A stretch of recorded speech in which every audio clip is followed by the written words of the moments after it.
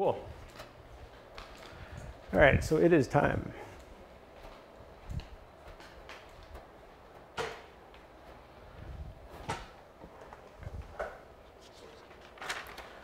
All right, so welcome everybody to Friday Night Live.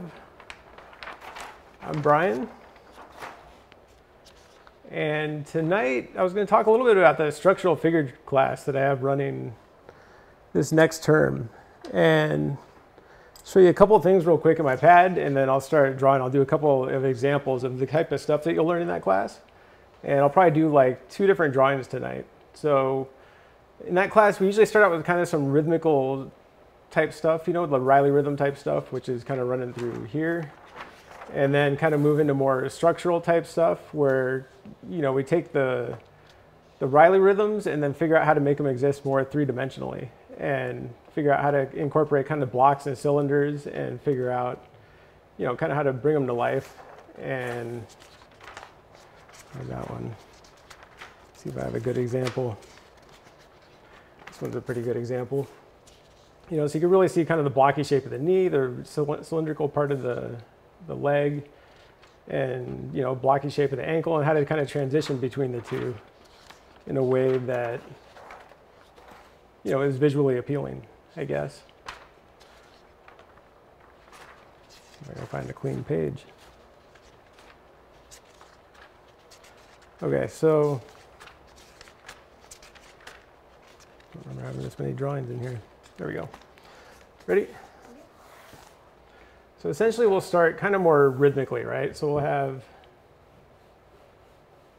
mark just kind of the very top of the drawing, very bottom of the drawing, so I know how big I want it to be and where I want it to be on the page. Find the halfway point between those 2 marks.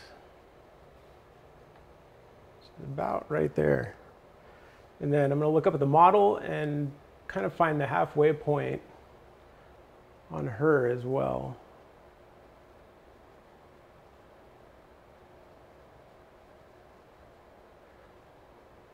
And then kind of measure how many heads down to that halfway point. So it's going to be 1, 2, about 3 heads, I'd say would go to about here maybe. So I'm going to go ahead and mark that off on the page. Actually, take the time to measure it and count it out and make sure it's exact. I mean, 1, 2, 3. It's got to be a little bit bigger. Try that size. 1, 2, 3. Go a touch bigger. I think that should be good. So we know our head size. And I know as long as my head fits in that space, then the whole drawing should fit on the page pretty nicely. And then the pose, I know you guys can't see it, but the head's kind of off to the side of the pose a bit. So I'm going to actually do the same thing from side to side. And find the halfway point. Roughly about there. Look up there, do the same thing, find halfway from side to side. Which is just past the side of the head. So I know if I bring this line up as a plumb line, I know her head has to sit just to the left of that line. So we're going to go ahead and find a nice basic head shape to put in there. Start with the cranial mass, which is going to look just like an oval. You know, nice, clean, basic shapes. Bring down the side plane of the head.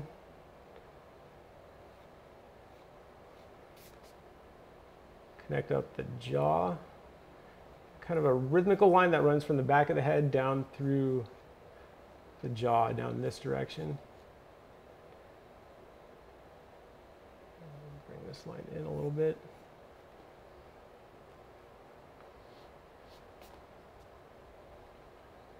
Go ahead and connect this up.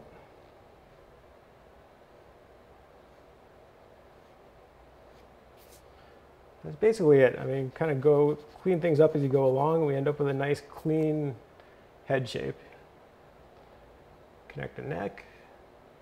At this point, we're just focused on gesture, you know, and not structural stuff at all. I'm just looking at the essentially the movement between the forms. And sticking with C curves, S curves, and straights. And not getting any more complex than that.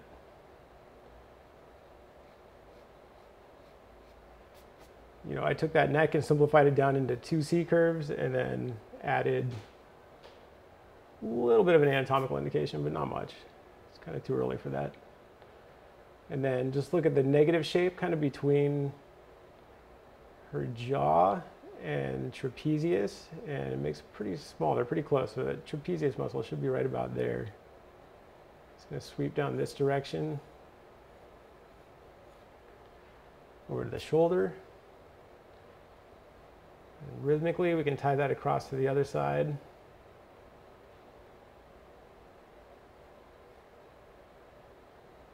Other trapezius over to this shoulder. Can you take a question? Sure. Okay. Do you think Riley method is appropriate for highly distorted poses used, like the ones usually seen in comic books, from imagination I mean? Not so much. At a certain point, it does break down and doesn't really work anymore. So as you go more into perspective, it actually kind of stops working. You know, so as a pose gets more compressed, I guess is a better way to put it, things kind of, those Riley rhythms don't really line up correctly, and you kind of have to just start working more shape to shape and relying more on your ability to kind of judge things correctly and have your eye well trained.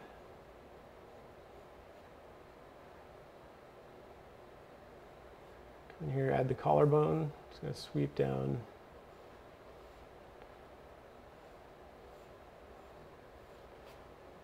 That direction. And then making sure the shoulders are in the right spot is hugely important. It's easy to get them too narrow or too wide.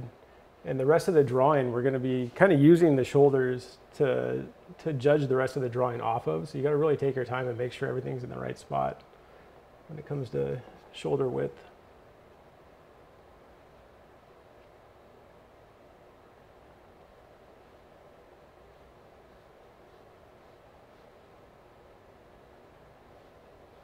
Yeah, partly, you know, what this class is good for is actually for when the Riley abstraction stops working. Because that's when you want to go in and start really focusing more on the structural aspects and figuring out how things connect without having those rhythmical lines in place to guide everything. And you're going to do that through basic shapes and understanding how cylinders and blocks function in perspective.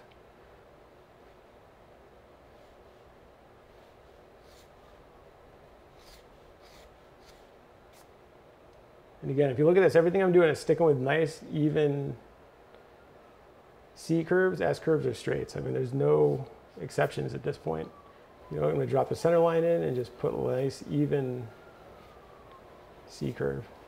And then where it ends, I'm going to use a plumb line and look up there and say, okay, the center line is going to end about where the shoulder ends. Sorry, make my phone be quiet. There we go. Anthony Ross asks, in the live stream courses, do you do your critique traceovers on charcoal or on the Photoshop for full access students? I do them in charcoal. I actually print them out and put a piece of tracing paper on top of them and do them that way, as though you were like actually in class. You know, so I kind of do it the same way.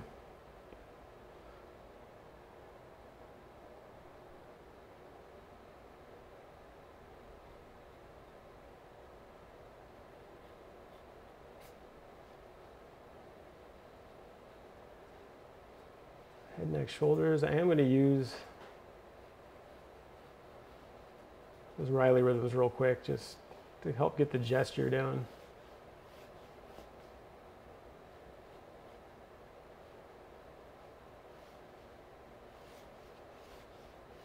So, someone's asking you to repeat the question because they can't hear it. Oh, which one was it? Just, I guess when I read them, if you could just Oh, okay, I see. repeat it. Yeah, yeah.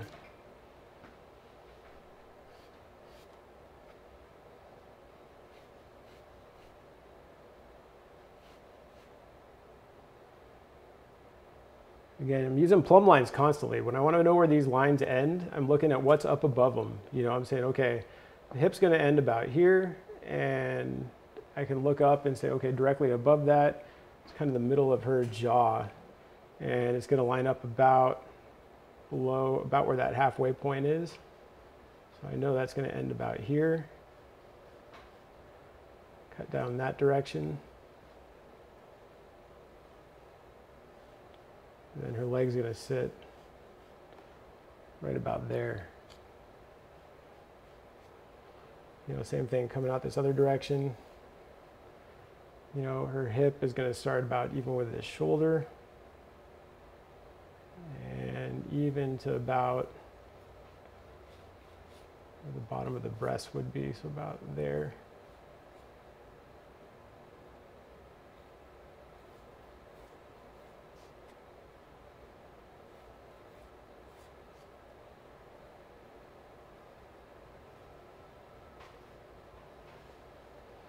At this point, I can even kind of close up the bottom of this shape a little bit as though the legs weren't there. I should create a decent kind of torso shape that's kind of bent in the middle. So Adam has a question. How can I keep my figures from running off the page? I'm always cutting off toes. To keep your figures from running off the page, I would initially start with that, measuring the top and bottom, or marking the top and bottom of the pose every single time you go to draw, you know, and then doing what I just did essentially, and finding the size of the head and how that relates to the halfway point, you know, and how many heads down to that halfway point. And then once you get that head size in there, everything you draw should be in relation to that head size. And if that holds true, then the feet really should end up basically where you mark that bottom line, if everything works correctly. So I would recommend doing that pretty much every single time you draw for the first couple of years at least, you know.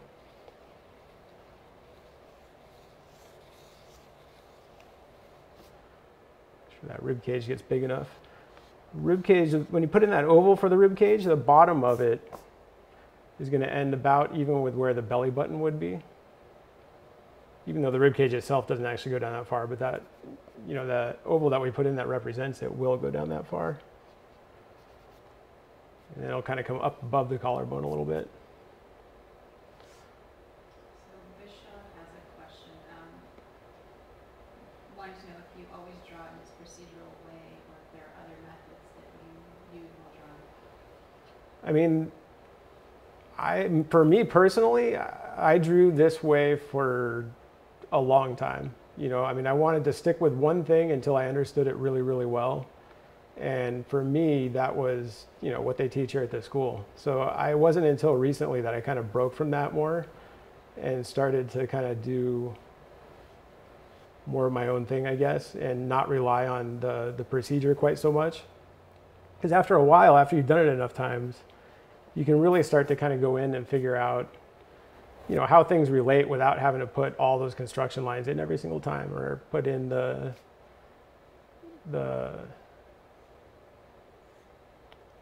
you know, actually go in and put in all the Riley rhythms and stuff. You know, it helps for sure, but at a certain point, you kind of gain the ability to judge those things without, you know, having to put everything in every single time.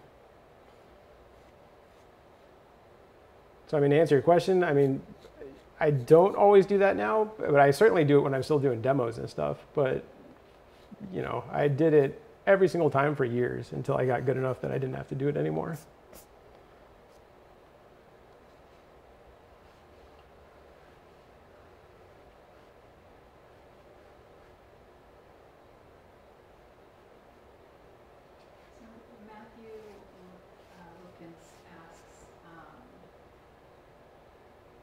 You to elaborate on how to draw almost anything, not just the human body, when the Riley method can't be used.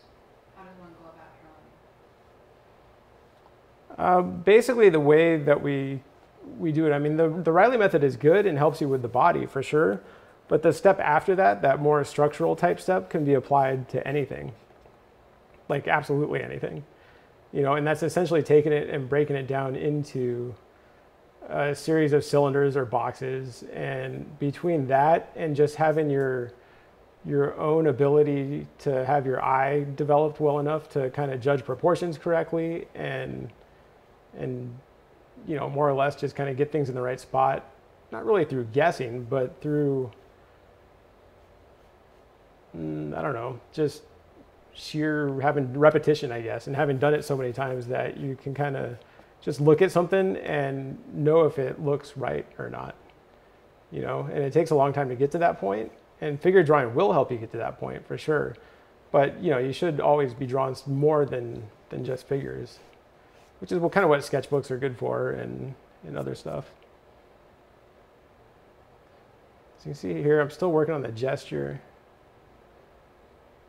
quite a bit, keeping things simple. I mean, it's still just C curves, S curves, and straights, and yet it still, you know, looks pretty much like a person.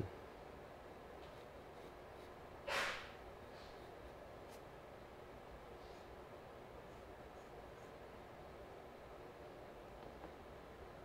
think what I am going to do, though, well, maybe it's pretty close. Like this foot could angle out a little more.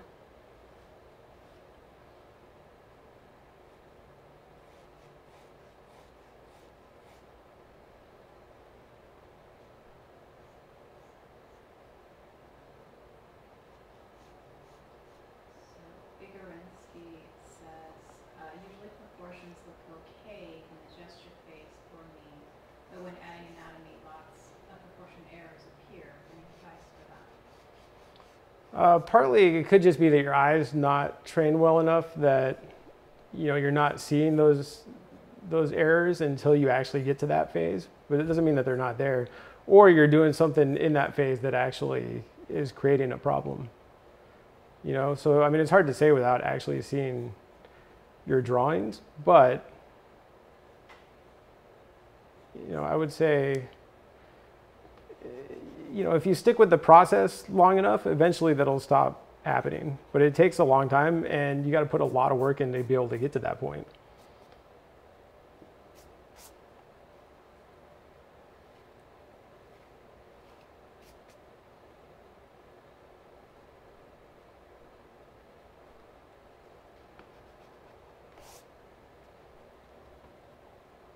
You can see, I mean, I put in the torso, the legs, and then I'm going to come up and add the hands back on, or the arms and hands, kind of after the fact.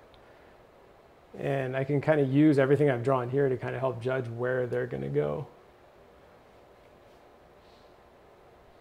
So you can look up here, do a quick rhythmical line between the shoulder and the pec, which is going to sit right about there.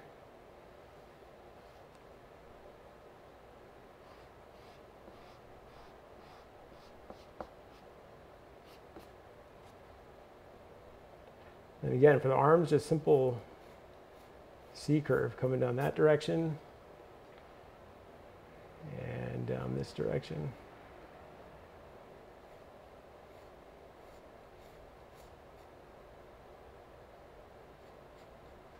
What do you recommend to improve the shape design during the mapping phase? To improve shape design, I recommend master studies a lot. I mean, that's mostly how I learned shape design, is just through copying other people's shape design. And for me personally, that meant copying a lot of Jeff's drawings and Eric's drawings. And I mean, to me, they were the masters. I mean, I know they would say copy more like Rockwell and those classic Illustrator guys, and they're good too. But I mean, to me, you know, the guys I wanted to draw like were Eric and Jeff, so I copied them a lot. You know, I spent a lot of time copying their drawings, but then also kind of immediately taking what I copied and trying to apply it to the next drawing that I worked on. You know, and trying to constantly remember back to what I was studying before, and trying to figure out how they can apply. Sorry, I think that arm's looking a little bit long. Shrink it just a touch. It's a good question. I mean, master studies are one of the things that I think are overlooked a lot. I mean, especially judging by just around the school, seeing how many people actually do them versus, you know, think, oh, I can just do that at home later, and they kind of seem easy, and they kind of skip over it. I think they underestimate just how important they actually are.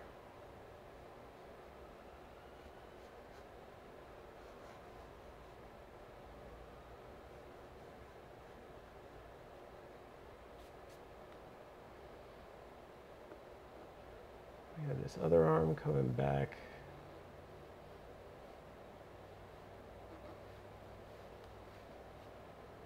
That direction.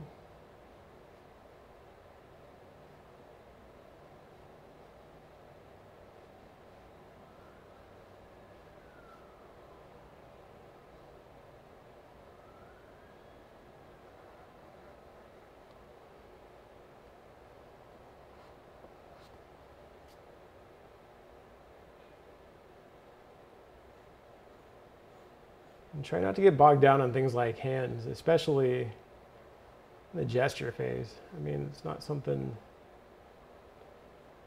you want to spend all your time on. So let's move in a little bit. You know, it's easy to kind of get bogged down in complex areas like that and get stuck trying to figure out how to draw an individual finger or something, when really you just need to kind of group everything together at first and figure out kind of some of these basic shapes. You know, so I can say, okay, hand goes here.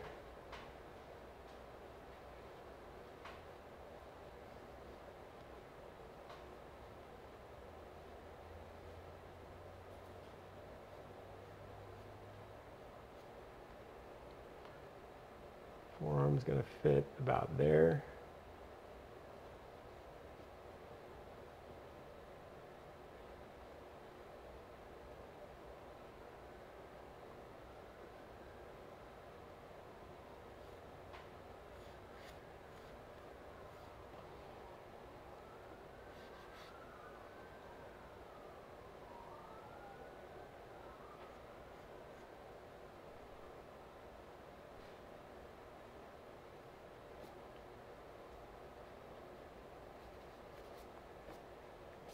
Figure that out later.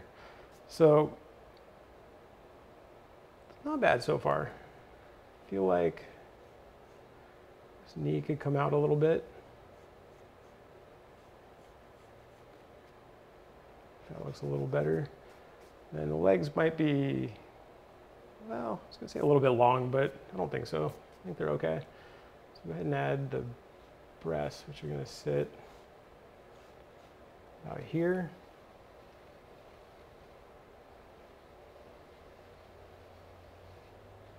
Start with two ovals, but then immediately deviate from that because you don't want them to actually look like two ovals.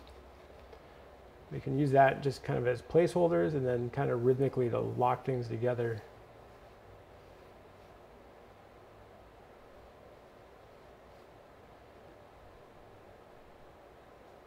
So I've got a question around constructing opposing hands.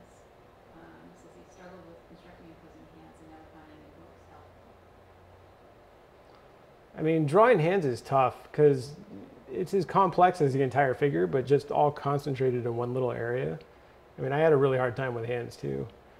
And there are some good books out there, but again, none that make things really easy, you know? So part of that is, again, master studies and studying, you know, how other people draw hands is important. And also, I'm trying to think of some of the books. Bridgman has a pretty good handbook, and Hogarth actually has a really cool handbook. I don't like his figure books a whole lot, but he does draw some really cool hands. You know, so I mean, for hands, I would just kind of go in there and just copy as many hands as I could. And really, you know, the key is to really focus on the basic shapes and not so much individual features. I mean, the anatomy is important, understanding kind of the bone structure, yeah, it's important, but even more important than that is understanding the underlying shapes and how things connect, you know, and how you can have kind of a boxy shape for the palm. And I think I saw one thing that showed how to think of it almost like as a little rectangular shape. They use like a pack of cigarettes as an example. I don't know if that's the best example to use, but it made sense. And, you know, different cylindrical shapes and how they connect, and not get caught up so much in trying to draw individual bones and muscles and that kind of stuff. And then once you can get all those larger shapes working, then you can go in and add some detail.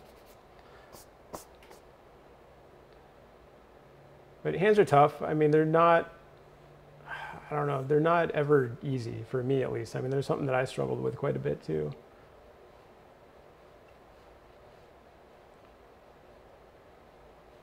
And still do. I mean, they're probably one of my weaker areas. But at this point, that's just mostly from not having studied it quite enough, you know, and not having the anatomy fully memorized. I can draw a nice hand out of basic shapes, but when it comes time to render some of that actual anatomy in there, it gets tougher for me. What books are recommended for studying gesture? And what's a good way to study it? Wow, books for gesture? That's tough. I mean, I can't think of any books that I use for specifically for gesture.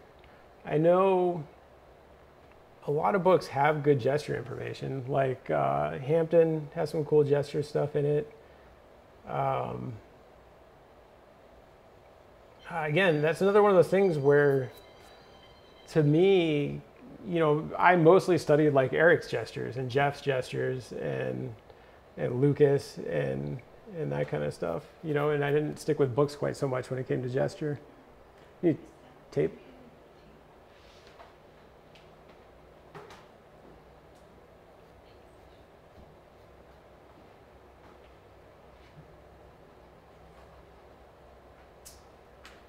I mean, for gesture, what I would do really is, you know, if you can get into the online school and watch Eric or Jeff do some gesture stuff, I would stick with that quite a bit, and then immediately take what you see there and go and apply it to, you know, some actual photo reference or maybe some master studies or something. I mean, that's the kind of stuff that helped me the most, really.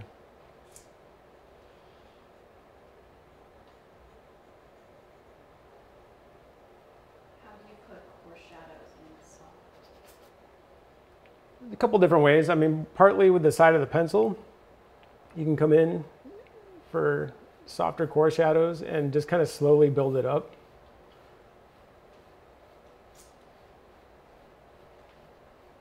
And it really just takes a light touch, you know, and building up your dexterity enough that you can kind of get these nice soft edges. And then the other way is to really kind of more anchor one knuckle, I guess, and almost treat the pencil like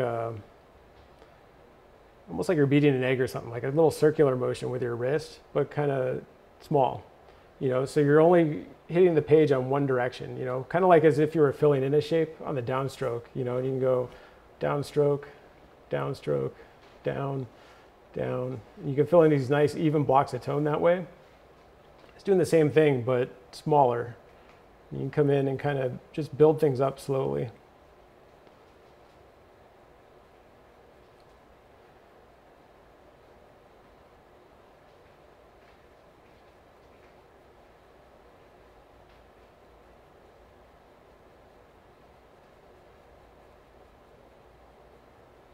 You know, so that'd be my nice soft edge.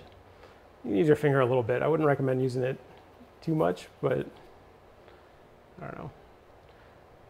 It's one of those things where, as a student, I was always told not to use my finger ever, and then almost every single drawing I would see Eric and Jeff use their finger constantly. So I think you can get away with it a little bit.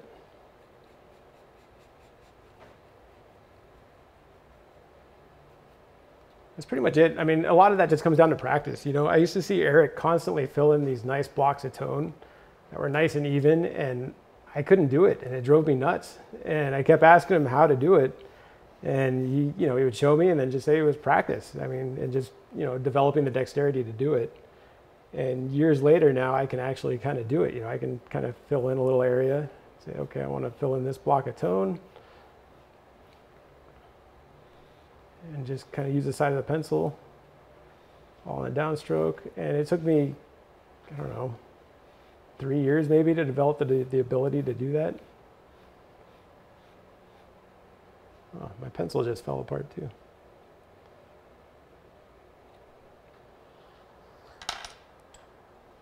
You know, so I mean, a large part of that really is just practice, but certainly knowing what to practice is key, you know, because if you're just practicing without knowing what to practice, it's not going to help you a whole lot.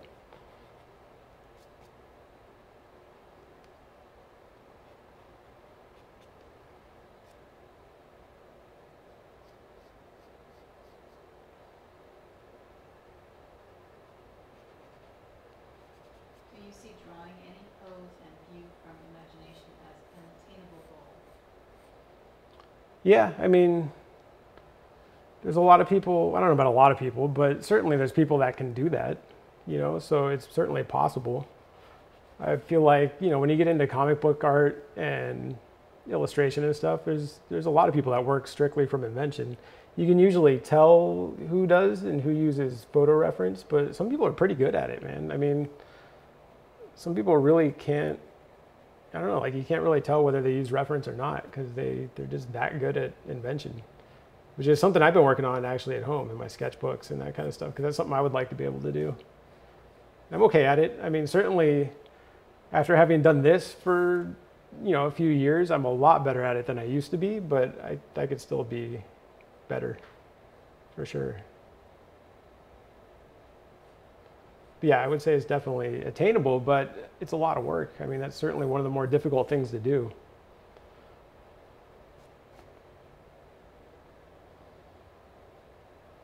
When drawing a figure in costume, how do you use anatomy?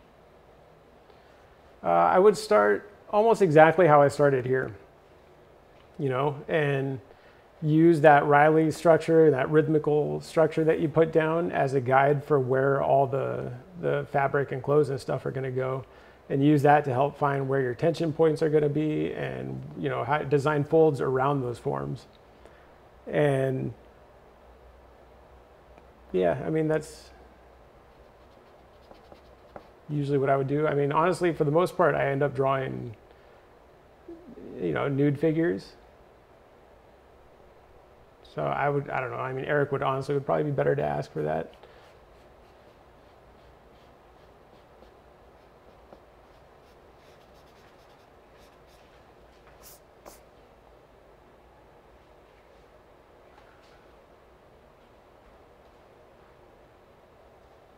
Did you draw almost every day? And how long should we practice every day if you are a newbie?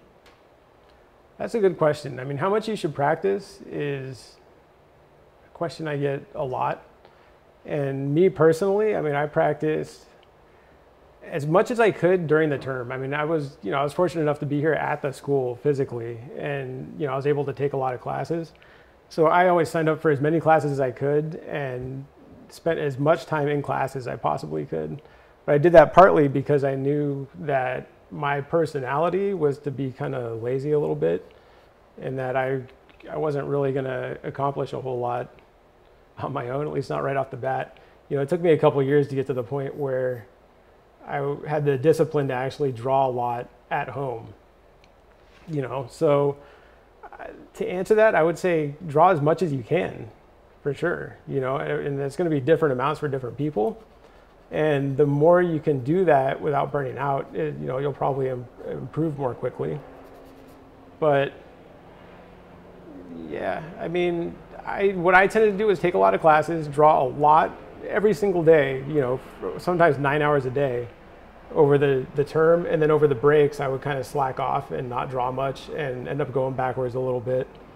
And, you know, I would usually regret it and kind of wished I drew more over the break. But now, fortunately, you know, over time I got better at it. And now it's hard to say. I mean, during the term, I probably draw anywhere from 3 to 9 hours a day. And over the breaks, less. I mean, I might have a few days where I don't draw at all. I might have, you know, days where I draw more like 6 hours. Okay, so the model's back up, so I'm gonna look, and for the second part of this pose, kind of focus more on the structural aspects. You know, so I would come in and say, well, let me lock down some of the facial features and hair real quick. Take the head and break that down into thirds.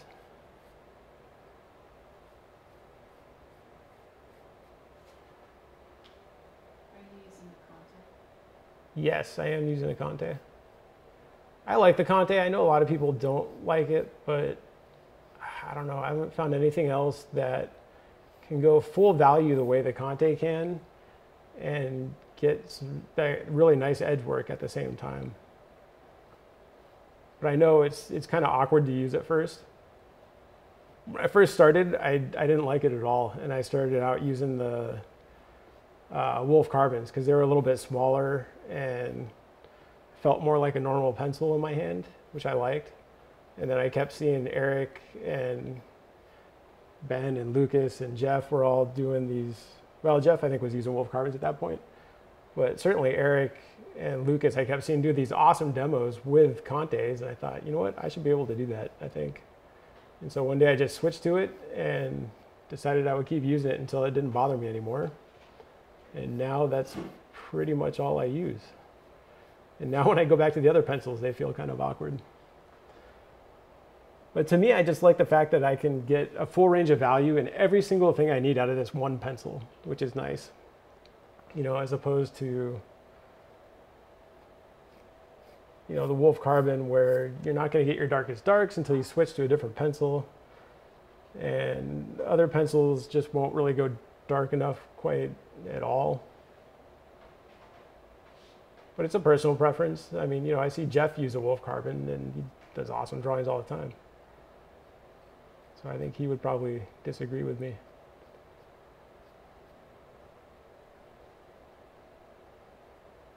Can you talk about mapping?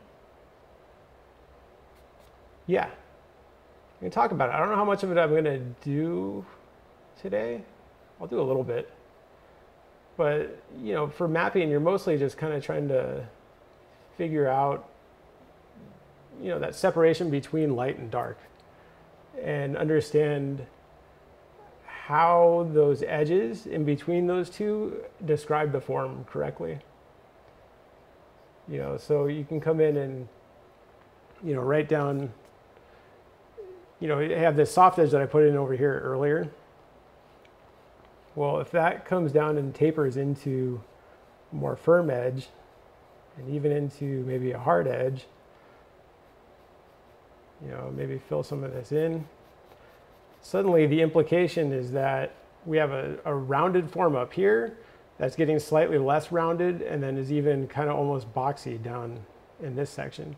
You know, so those edges that you put in are kind of showing the viewer what type of form it is that you're describing. You know, so those are the kind of decisions that you have to make as you go along, which again is partly why that, you know, understanding the underlying structure so much is important. Because understanding how round something is, or whether you're drawing a boxy form or a cylindrical form or something in between, is going to affect how that shadow pattern looks.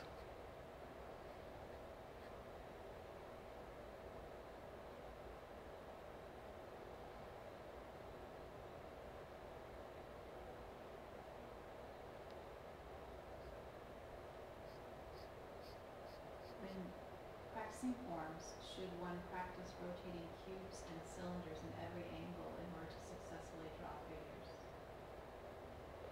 I mean, it's helpful. I did a lot of that early on. I realized pretty quickly that those underlying forms kind of help they help describe everything, every single thing you're going to draw forever, essentially. You know, so understanding how that stuff works is really important. So I took a couple of breaks, you know, between the terms and spent like, gosh, I don't know, 3 to 6 hours a day just drawing cylinders and boxes and cubes and all that kind of stuff until I got to the point where I could do that without having to really think about it a whole lot, you know, and I can draw them from just about any angle.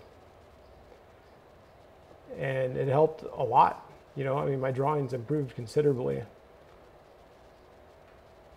So yeah, I mean, being able to draw things, you know, like basic shapes is hugely important.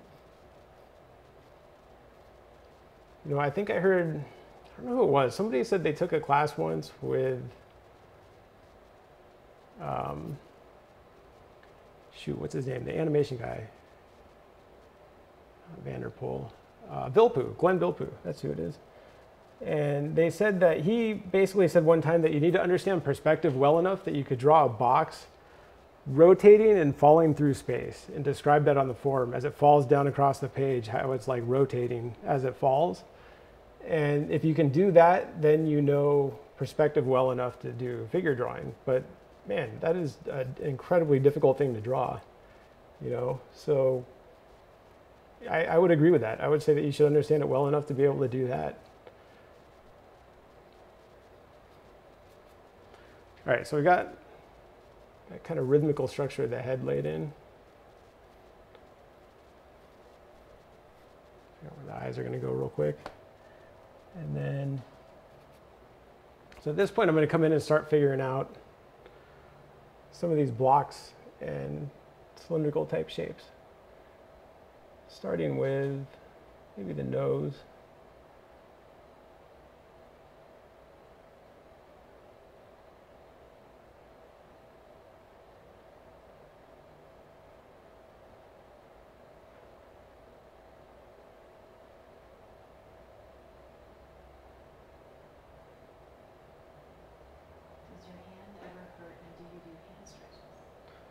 I do not do hand stretches, but my hand did used to hurt.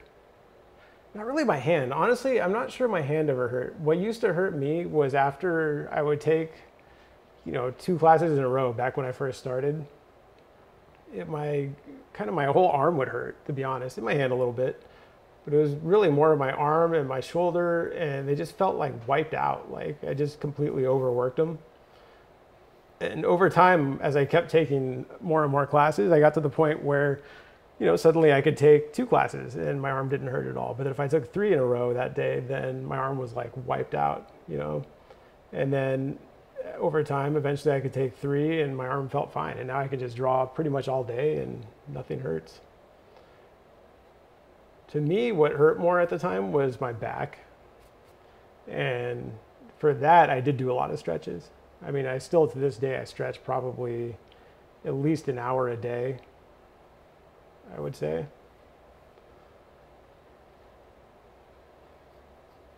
And started running and exercising and stuff, you know, because I realized pretty early on that that was going to be a problem that needed to be dealt with.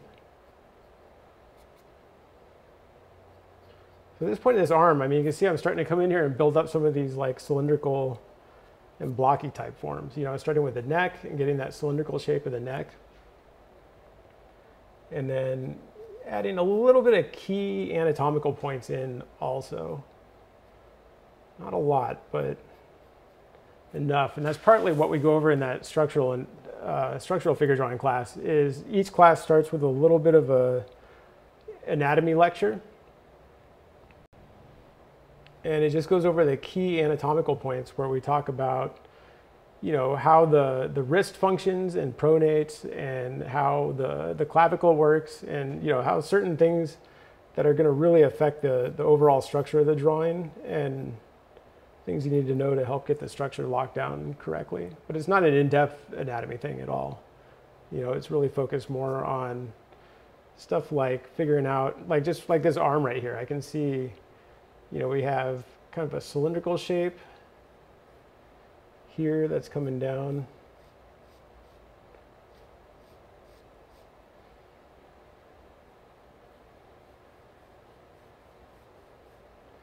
You know, so I know that cylinder is going to be represented with that arm. And so I got to be able to just look at that rhythms that I put down initially and be able to just kind of come in and figure out how to add that cylindrical shape to it without really breaking it necessarily. You know, we have kind of that slightly blocky shape of the elbow.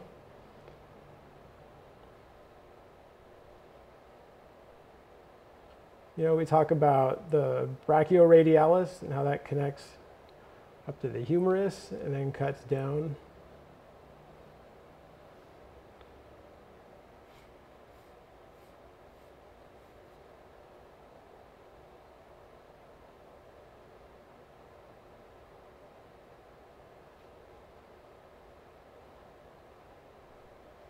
How much time did you spend memorizing information early on versus drawing from life or photos? I mean, how much time I spent memorizing depends on the type of information, I guess. I mean, I did spend a lot of time just drawing from life because I was taking a lot of classes, and that's what we tend to do. But even then, I would say, you know, that included a lot of memorizing stuff. You know, even if I was just watching Eric's demo and trying to memorize, you know, something that I just saw, you know, I would say that counts as trying to memorize things. So I would say, I mean, it's kind of constantly a mix of memorizing things and just trying to draw what you see. Because even when you're trying to draw what you see, you kind of want to memorize it also, because there's going to be some time in the future where you're going to need to know how to draw that same thing again. You know, so memory, I mean, is something that you're constantly working on. You know, you look at certainly comic book guys or something, and they're, you know, they have great memories. And it's partly just from using it constantly.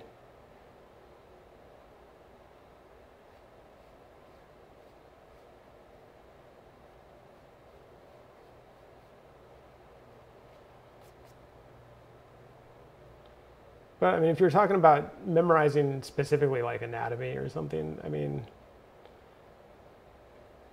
I would say I spent maybe equal parts memorizing and equal parts just kind of drawing, but at different times. You know, like I spent a lot of the breaks memorizing, like going through anatomy books and actually memorizing things. And then during the term, I would go back and figure out how to apply that stuff while drawing from life. You know, up here we're seeing a little bit of the top of this shoulder, you know, because our arm's pushed back a little bit, so we're getting a little bit of a cylindrical shape right up in here.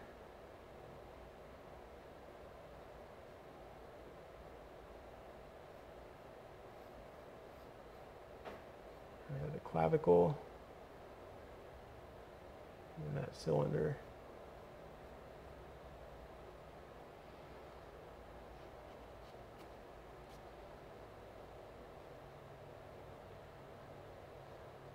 And that separation between the shoulder and the clavicle.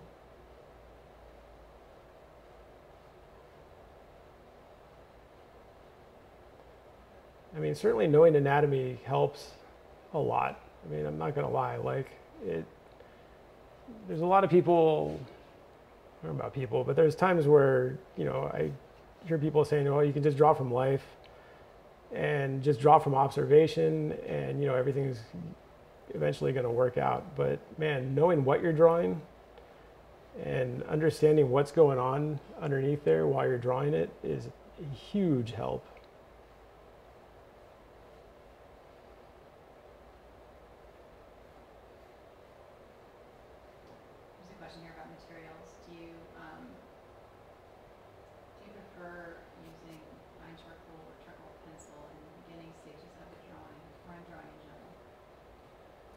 I mean, for using Vine charcoal at the beginning, me, not so much.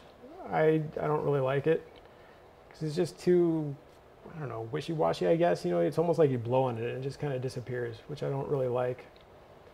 To me, I mean, I do the entire drawing with the Conte, which, I mean, you're seeing right now.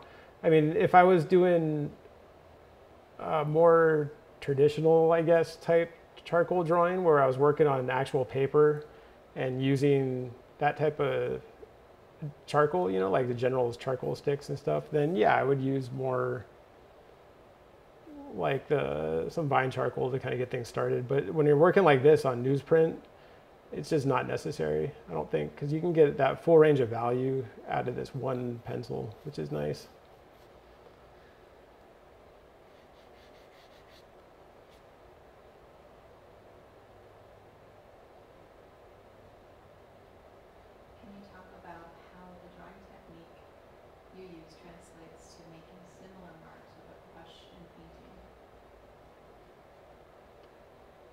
Certainly understanding edges is one of the key things that transfers over, and understanding, soft edges and versus hard edges, and when not to, edge, and, and understanding value, almost everything. The thing that doesn't transfer over quite so much, I found, is actual, the way you actually hold the pencil and manipulate things is different, so it takes a little bit of time to get used to using a brush as opposed to a charcoal pencil. But in terms of like shape, value, and edge, I mean, all that stuff gets translated almost directly over to painting, and then once you've mastered that over, on the drawing aspect of things, then you can go over to painting and just kind of focus more on color and how to take those ideas and kind of make them work in terms of color, and I don't know, figure out how to see color for value and things like that. I'm glad I waited as long as I did, because if I had to focus on learning to draw while I was learning to paint at the same time, I think it would have been incredibly difficult. Instead I waited a couple of years, I would say, before I started really painting much. And I'm glad I did, because painting's hard. And that kind of let me focus on, just seeing color for value and understanding color, as opposed to trying to get in there and, get everything in the right spot while simultaneously trying to figure out how to mix paint and use the brush and all that stuff, which I think would have driven me nuts.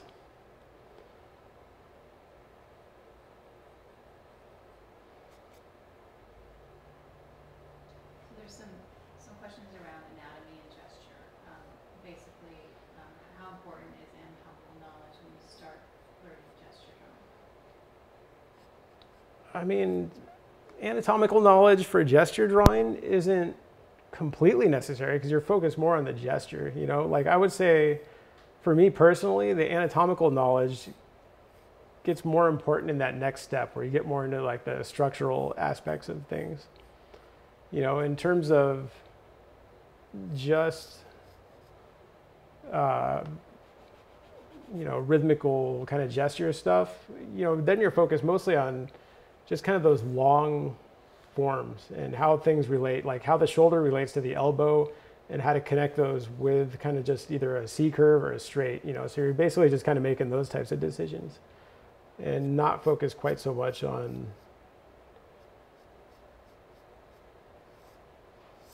the actual anatomy. But that's not to say that anatomy is not important. I mean, anatomy is extremely important. I mean, it's something that I put off for a little while, because I felt like I should be able to work more observationally and kind of get everything locked down correctly. And it took me a long time to realize that a lot of what we do as artists isn't so much trying to copy things that we're seeing as design things and make them resemble what we're seeing, and I was really focused more on copying for the first year or so that I was here, and it really wasn't working out well for me at all, and it wasn't until later when I started studying anatomy a little bit more that I started realizing, oh wait, I can go in here and kind of redesign some of this stuff and make it work better as a drawing, as opposed to, just trying to look up there and copy each form that I see, and then end up with something that looked kind of static and squishy looking. Because reality, just copying doesn't make for the best drawing necessarily.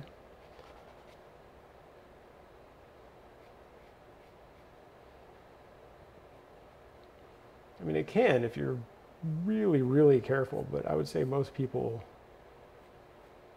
don't have that ability, at least not initially.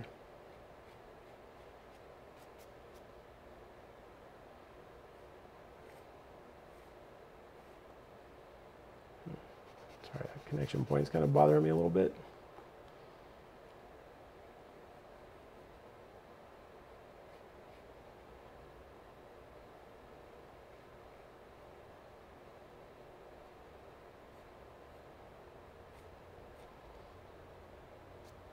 That's probably good. So you can see this leg, I mean, it basically is literally a cylindrical form that turns into a boxy form. You know, I mean, you can see, I mean, it's basically a cylinder.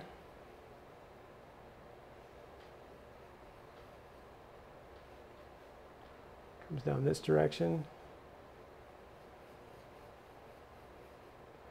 and turns into a box.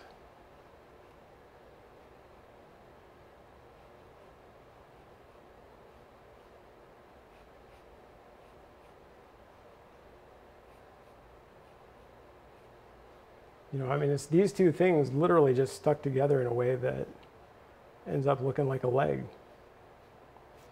But understanding those forms is important. I mean, certainly getting the gesture right, because that's when you're going to establish most of those widths and those bigger relationships. But then getting some of this other stuff to work is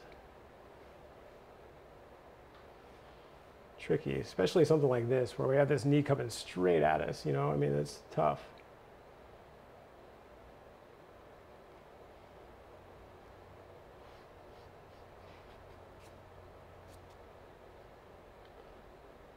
I would even come in and find a little bit of the sartorius, which is going to come down across that direction.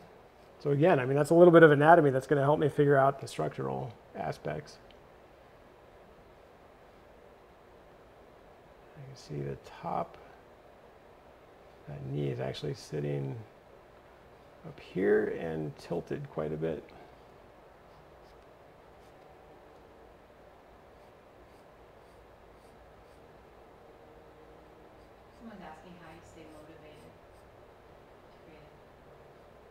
Wow, how I stay motivated. I don't know. I think mostly just because I like doing it. To be honest, like it's not something that's ever been a huge problem for me. I mean, I know part of that is because I was fortunate enough to be here at the actual school, and to me, being in class and drawing is extremely fun. You know, I enjoy being here, so I never really had a huge motivational type problem. But I can certainly see how if I was, you know, trying to learn this on my own and just stuck in my room drawing all the time, yeah, that could get tiresome for sure. In that case, I mean, I would just have to know that, you know, I have an ultimate goal in mind and something that I really want to achieve, and just kind of know that if I stick with something long enough, eventually I'll get there. I mean, there isn't much in my life that I haven't been able to learn given enough time. And so knowing that is just kind of, I don't know, helpful. And I think that would be true for most people. I mean, I don't know anybody that wouldn't be true for. You know, I mean, most everybody I've seen come through this school improves quite a bit as long as they actually put the work in. You know, I mean, there are some people that kind of slack off and don't put the work in, but most people do.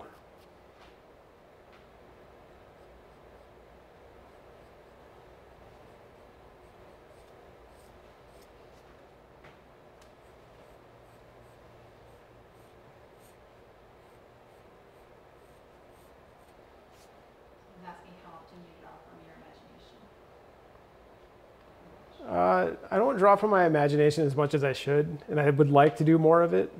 Part of that is because I'm here in class so much, but certainly over the breaks I try and do that a lot more. You know, I draw in my sketchbook more, and yeah, I don't know. I mean, to exactly how much is hard to say. I mean, during the term, almost not much at all. Over the break, you know, I'll spend anywhere from 6 hours a day working on something, trying to invent something in my sketchbook, all the way down to maybe just doodling something really quick and in 5 or 10 minutes and then doing something else.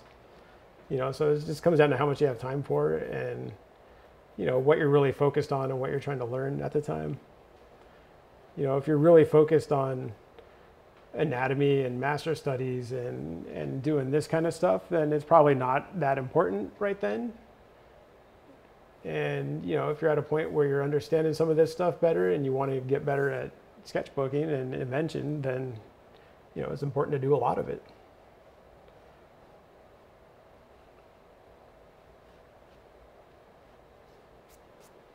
So anyway, so that's pretty much it for the first pose.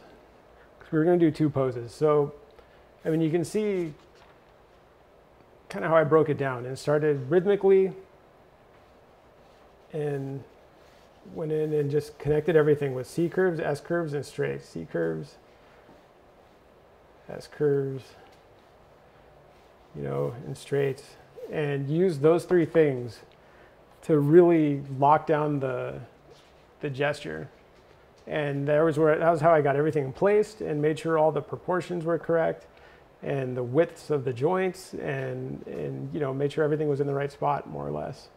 And then went back over it again and kind of broke it down into cylinders and boxes and more complex type forms. So it's a stage after this where I would get more into mapping. And you could see, really, I mean, as an example, I would come in and, if I remember correctly, there was a pretty soft edge right down around here. And I don't even, like, the model's taking a break right now. I don't even need her up there. As long as I have this stuff designed out correctly, I can look at this and know that, okay, this is a really rounded form right here, just based on that cylindrical shape that I have in there. So I know there's going to be a really soft edge right here. And then we have a boxier shape down in here and even a little tendinous part of the leg right down in there. So I know when I'm mapping it, we're going to have this really soft edge that's going to come in and taper into a more firm edge right along there, and then connect up back in there, And I could go through almost the entire drawing and do that without the model up there at this point. I can come in and say, okay, I know there's going to be softer edge right down along in here, a harder edge right along here, where you have the kind of bonier part of the elbow. Anywhere you have bony areas or tendinous areas, you're usually going to have more firm edges. And anywhere you have kind of more, softer, rounder type forms, like in the medial, like the, fleshier part of the arm or the leg, you're going to have softer edges. And there's cast shadows also, which are usually hard edges kind of near where it's being cast from, and then it kind of softens up as it moves away from that form.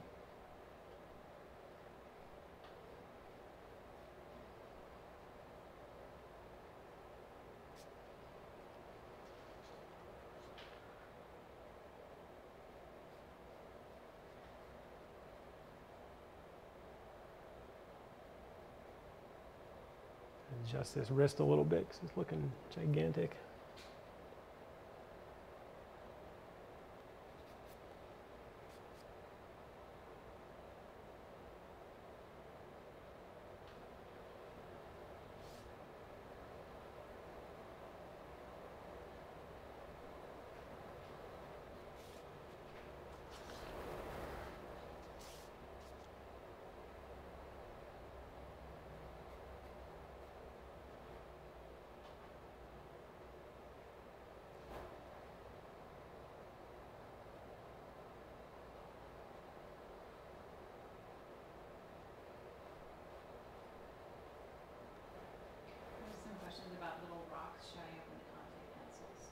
Oh yeah, the little rocks that show up in the pencils are kind of a pain. There's no great solution to that. There's certainly more of them than they used to be. And there was a problem recently with the Contes where they were almost just completely falling apart and were unsharpenable. But fortunately, this last batch, certainly the last batch they got at the school, seemed a lot better. I haven't had that problem. But the rocks, I mean, they've always been a problem. And all I can say about that is as soon as you hit a rock, stop and go to some other part of the page or a different page and just try and knock it off. You know, like just kind of rub it on the paper until that little rock breaks off and then go back to drawings. If you keep working and try to ignore that rock, just assuming it'll break off quickly, it doesn't always do that. It doesn't always work out well. And you end up with a bunch of little scratches in your paper and you go to, you know, render on top of it and it ends up all gross looking. So that can be a problem. So, yeah. Something different. Or maybe a stool. Is that okay? Yeah. Yeah, that works.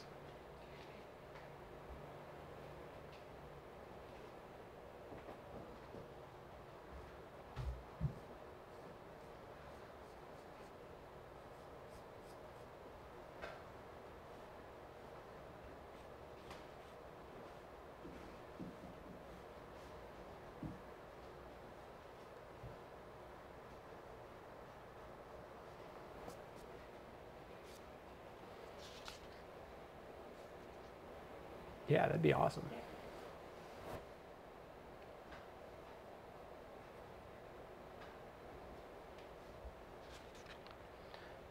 Okay, so for the second drawing,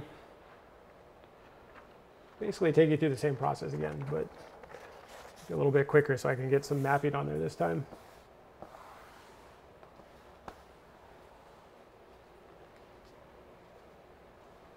So we're going to start the same way. Start with marking the very top of the pose and the very bottom of the pose. And again, is to make sure my, the figure doesn't end up with the foot kind of running down off the page or something.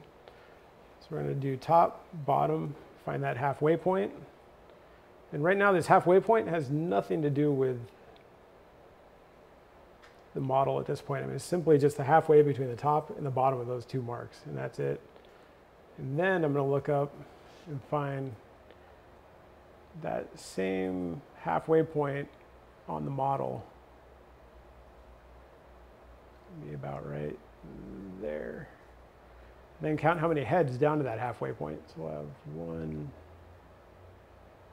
2, 3, about 3.5 heads maybe down to this point. So then come in and actually mark off where I think that'll be. And then actually measure it and count it out and go 1, 2, 3.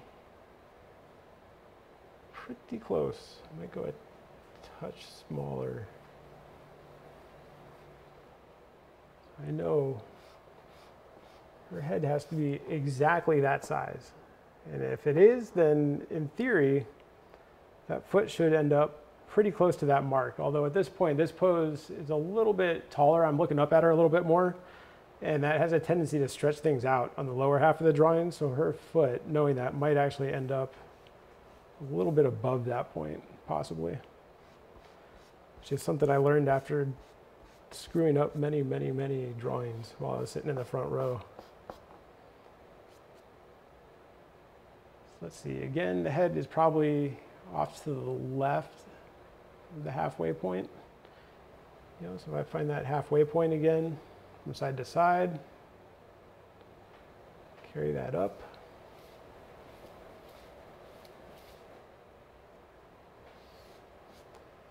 I know her head is going to sit on that side of the line. So again, simple head shape. Start with the cranial mass.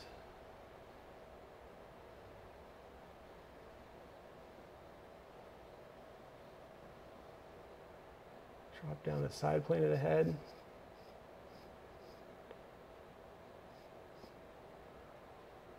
Come in and connect up.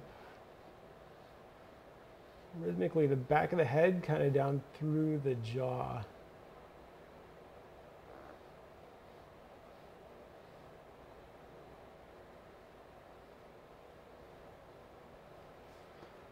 And end up with a shape that looks about like that. So I mean, that's your basic head shape. And then real quick, I mean, you could come in and find that separation between kind of the ear and the back of the jaw, which is going to sit right about there maybe, which means her ear is going to be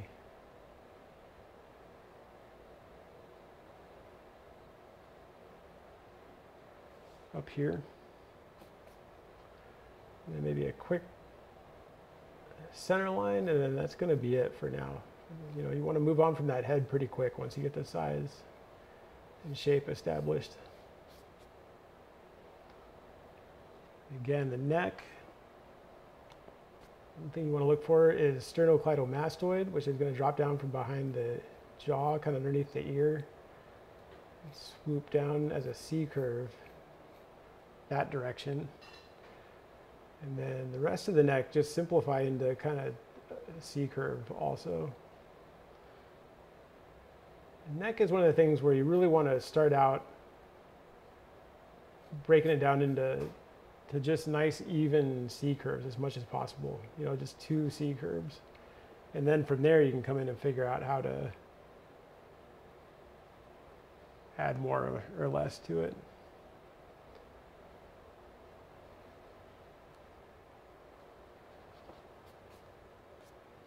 It's got the head, neck, shoulders. Again, I'm going to look at that negative shape kind of created between her jaw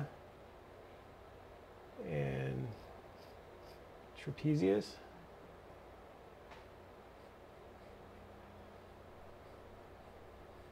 Swoop down that direction. Down the shoulder, again, plumb line down to see kind of where the shoulder starts, almost even with her forehead, so right about here. And have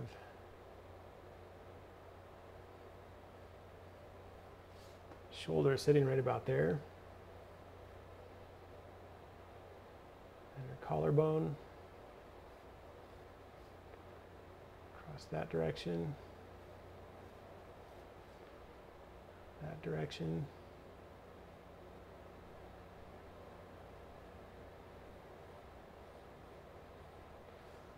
And the other trap out to the other shoulder. Make sure that's coming out far enough. I mean, it can help to actually hold your pencil up and kind of judge an angle from the back of the head to the shoulder. Bring that down. Looks pretty close. You gotta be really careful when you do this. I mean, if you move your arm or at all, you know, your arm or your wrist or your hand, it's not gonna work. I think it's pretty close. That arm's gonna come off that direction.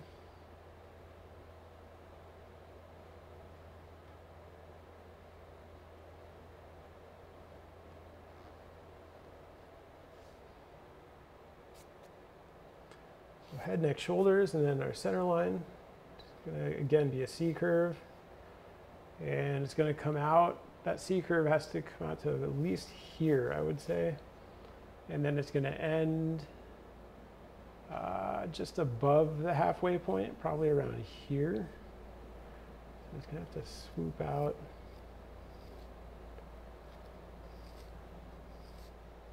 that direction.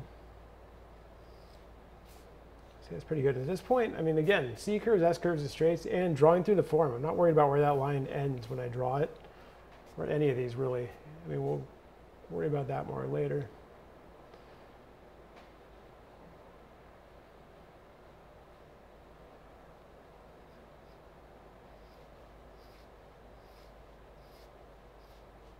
Come in, find a couple of these Riley rhythms real quick.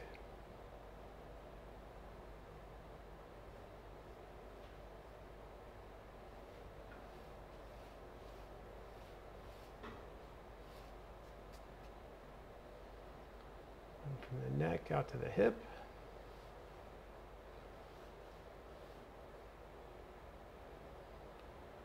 And some plumb lines to figure out exactly where that hip is going to sit.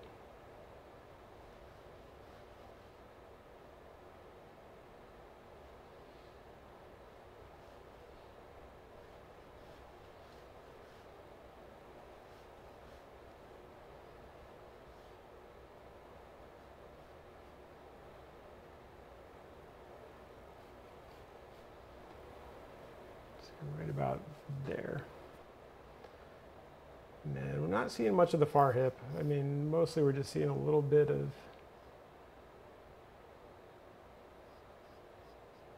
it maybe right there.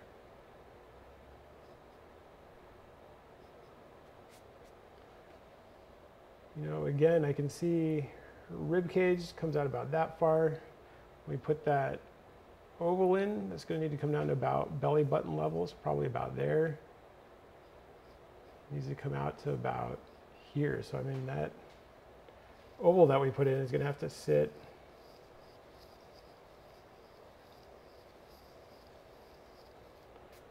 say about like that at least.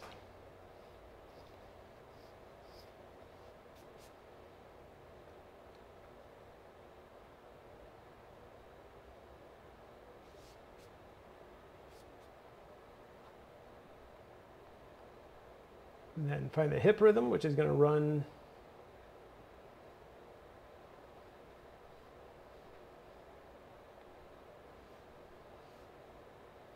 down here,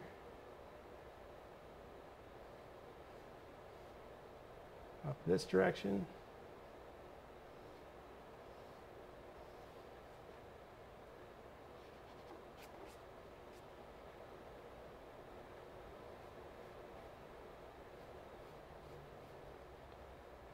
Bottom of that leg up a tiny bit. And again, I'm looking for the gesture of the leg. So, I mean, it's going to come this direction. And just have a nice C curve. A little bit of a straight at the end.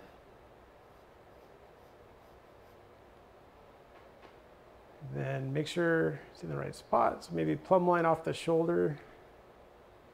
That looks pretty close. A couple straights for the knee.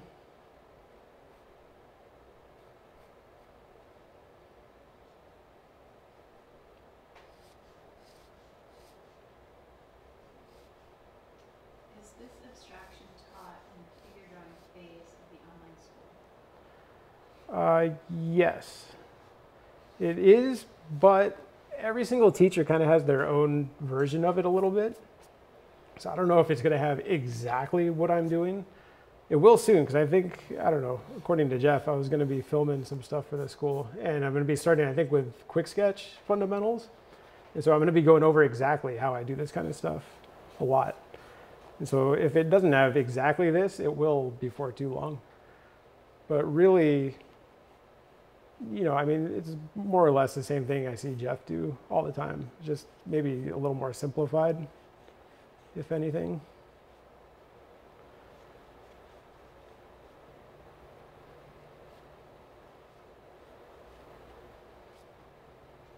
I was asking if there's another pencil that will get the same results without using the razor blade. Wow, a pencil that'll get the results without the razor blade? Not that I know of. As far as I know, pretty much everything requires, at least as far as charcoal pencils go, you know, I haven't seen anything that you can actually sharpen like a normal pencil.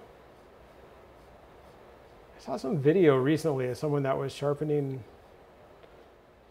charcoal pencils with a regular pencil sharpener, and they seemed to like it. To me, when I looked at it, I mean, certainly it had a longer setting on it than I had ever seen a mechanical pencil sharpener have before, or an electric one, but it still didn't look long enough, and it didn't have the type of taper that it needs, you know? Like if you look at the pencil I'm using, it has this like really specific type of taper to it that's like really careful, kind of like that, maybe, you know, and then it sort of branches out to the wood part. And I don't see how you can get that from like an actual electric pencil sharpener.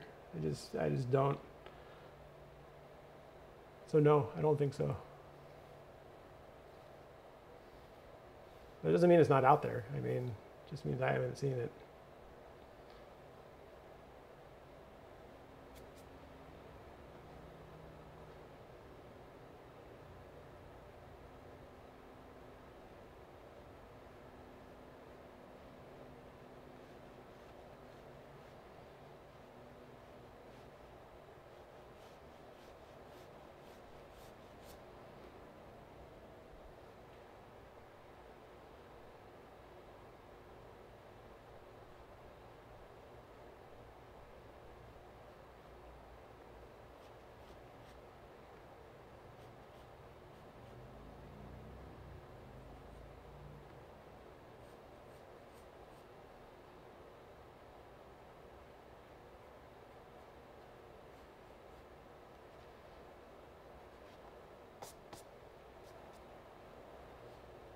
Someone says they have a lot of tips, broken tips from the Conte. Would like to know how to put them to use. I mean, if they're long enough, you can still kind of draw with them. I've done it before. But aside from that, there's not much use I've seen that you can get from them. Somebody recently showed me that they, I don't know, crushed them and added them to something, some sort of resin, and used them to make a different type of art entirely, which is kind of cool. They actually found a decent use for them. But no, I mean, unless your dexterity is well enough developed, those little tiny bits that you end up with, there's not much you can do with them, at least not that I've found, unfortunately, because it does seem kind of wasteful. Hopefully, well, I don't know exactly when they're breaking. I mean, if it's just breaking due to, you know, the pencil, you know, your dexterity not being good enough and you're just kind of like heavy-handed, not much you can do about that other than just practice. But if they're breaking due to actual, you know, like while you're sharpening, they just kind of fall apart and it's a poor quality pencil, that should be getting better, at least from what I've seen. You know, the ones I've been getting recently don't fall apart quite as much.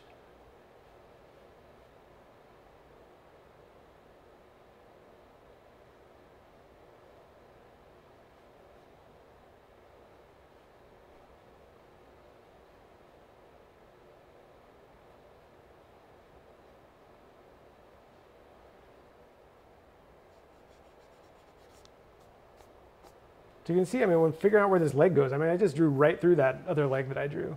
Didn't even worry about it, like it wasn't there. You know, so you have to make sure this stuff lines up correctly.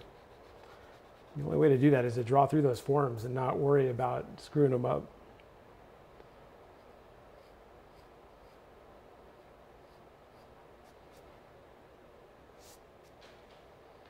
So again, I mean, I did my head, neck, shoulders, got the torso, got the legs.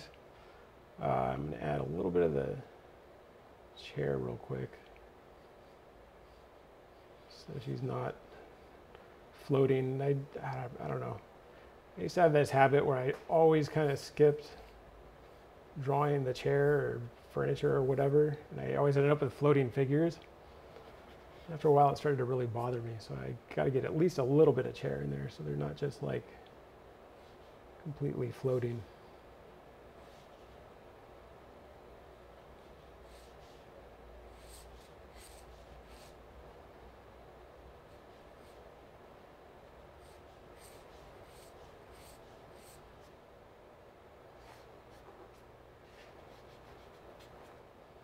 And then I'm going to go back up and add the arms back on again.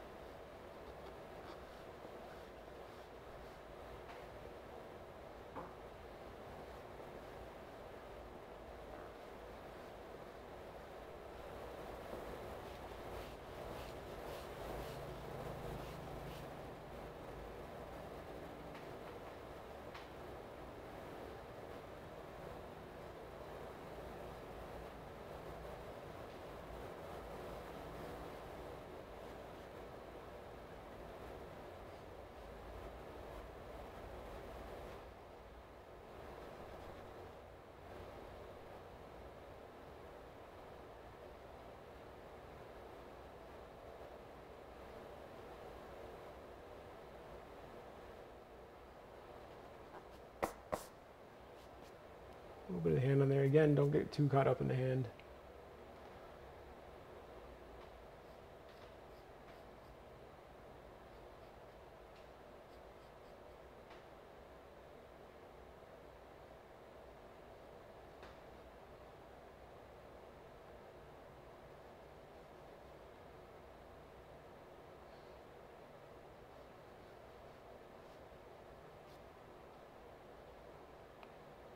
And then over on this side and figure out exactly where that rib cage is going to sit.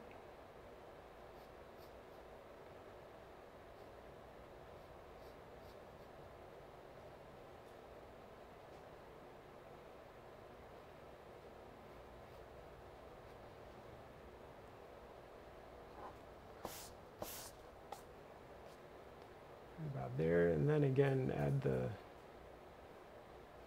breasts, which are going to sit here.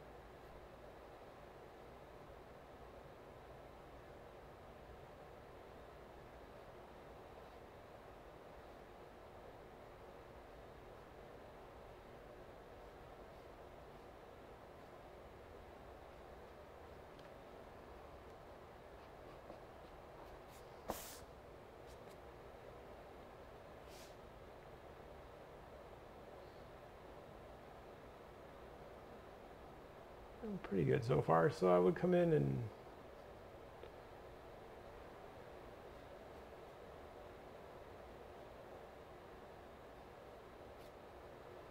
add this other arm on now. I mean, now I know where this leg's going to go. I know where, the shoulder is. So then I should be able to come in and just kind of place this hand and look at the negative shape created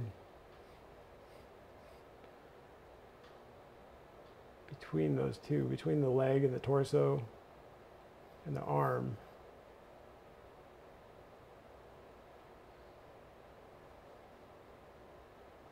Know that her hand is going to sit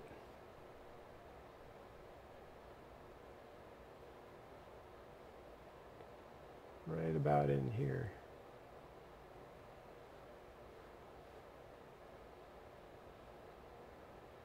So I've got a question about the shorter poses versus the longer drawing. This person says, most of the time I cannot preserve the spirit of the model that I have obtained in gesture. Finished work is nowhere near feels as good as the gesture. How to preserve the spirit? Ides, impressionist. Yeah. I mean, you're always going to lose a little bit of what you have in the gesture when you start, kind of fleshing it out more and adding more detail, which is just partly, part of the process, I guess. I mean, I've struggled with that too. I think everybody does. In fact, when I take Bob Watts' classes, he always talks about how his little gesture type drawings that he does, like his little kind of composition sketches, are always more interesting and more dynamic than the finished product pretty much every time. So I think that's something that's pretty common, but it depends on how different they are and how much of that you're losing. Certainly if it gets to the point where it no longer looks like a good drawing, then yeah, that's a problem. So partly what helped me with that is understanding how to do a nice solid gesture, but then not lose that so much when you're kind of adding more to it. And a lot of that comes from not changing those outer forms a whole lot. I mean, you have to change them a little bit here and there. But to me, once I start putting in detail, most of that detail comes from adding stuff within those forms, and adding, it's hard to explain, like, I don't know, you want to keep the outer line forms and your contours more simple, and then kind of your inner shapes and mapping more complex. So your anatomical indications mostly are going to come from your mapping and those shapes that you put inside the form, and not so much the stuff that you would change from the gesture. And that can be really misleading, because when you look up there, we have a tendency to want to exaggerate those contours quite a bit. And if anything, we need to actually simplify them more.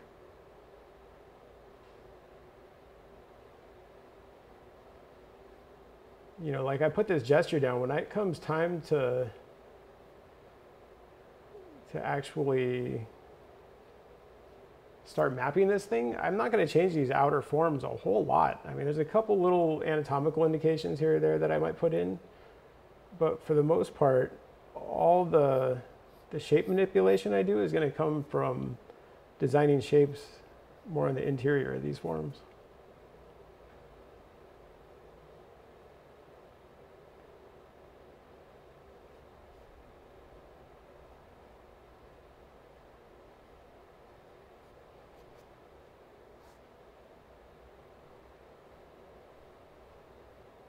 So you can see at this point I've moved into a little bit of structural stuff just to kind of help get this arm locked down correctly, which I still feel like it's a little bit too wide. How important is gesture drawing or figure drawing? Can you skip them and go directly to shapes and forms?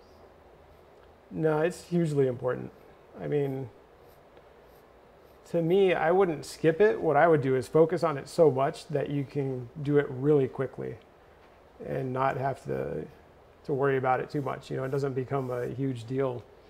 And that's mostly what I see when I watch like Eric draw or Jeff. They'll still put that gesture in, but it's done really fast. I mean, within minutes or seconds even, like they can put a gesture down.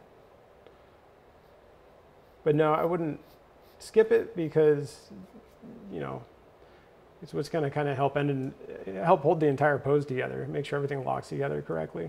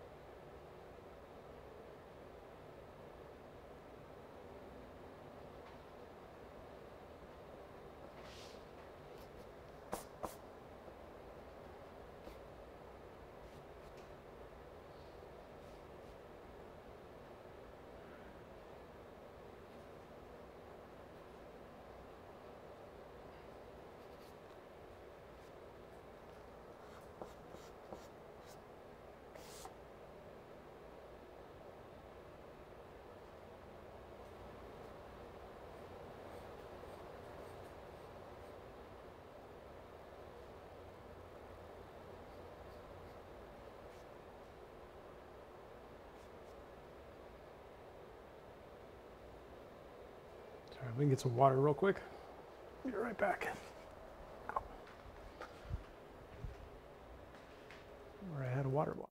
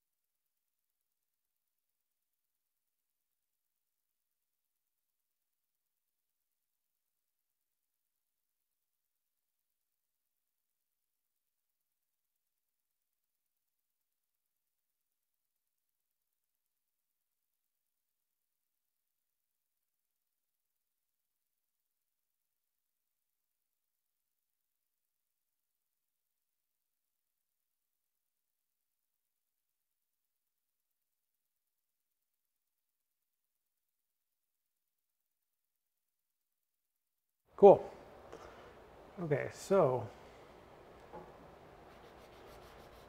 at this point, I do want to get some mapping in there.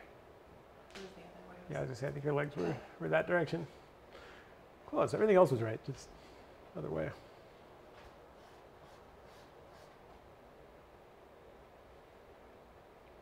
Cool. Yes, exactly.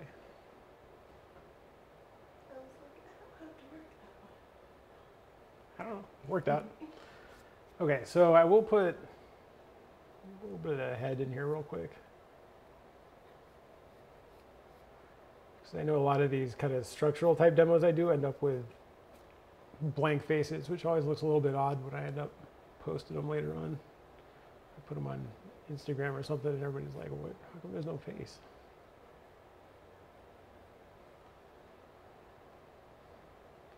So again, I mean, for the head, break it down into thirds, you know, even thirds. And again, they need to be really exact. Actually take the time to measure it. Make sure those thirds are even.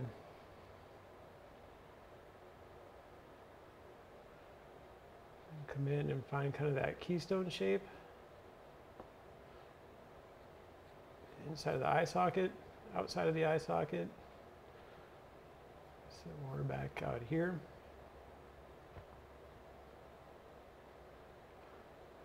That eye socket. Down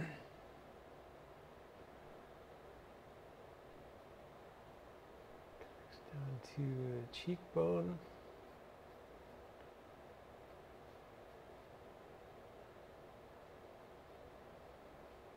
Down to the jaw.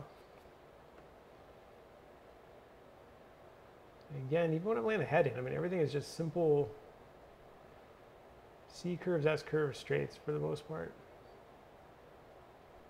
You know, I might put a slightly more complex shape in for the tip of the nose just to get some of that three-dimensional effect showing.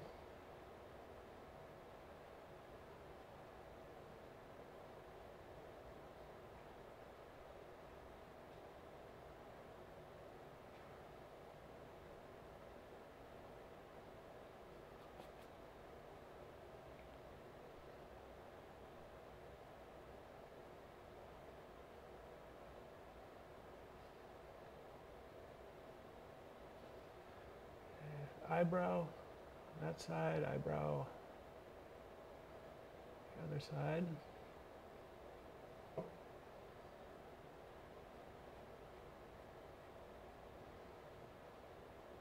then real quick, maybe just kind of connect up the bottom of the eye sockets. I don't want to get too caught up in facial features right now because it's not really what I'm trying to show everybody.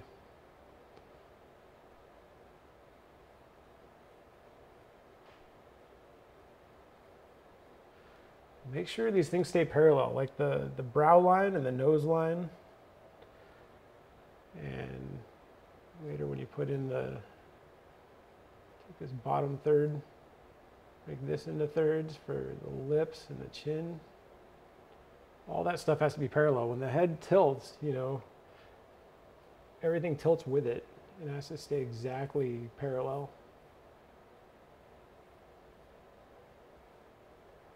You know, so it helps to practice drawing parallel lines like that and getting everything to read correctly.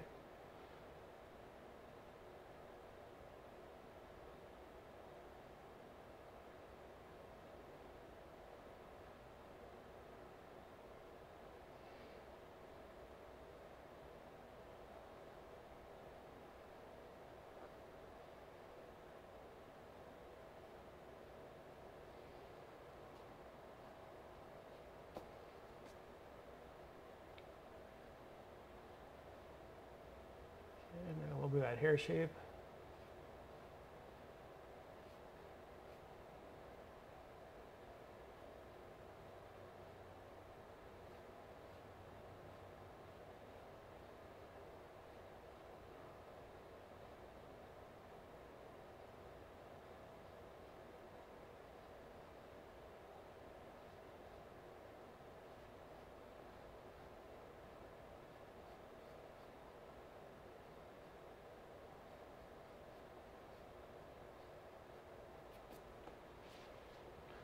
That's enough for the head. I mean, obviously could take it further, but I think that's good for now.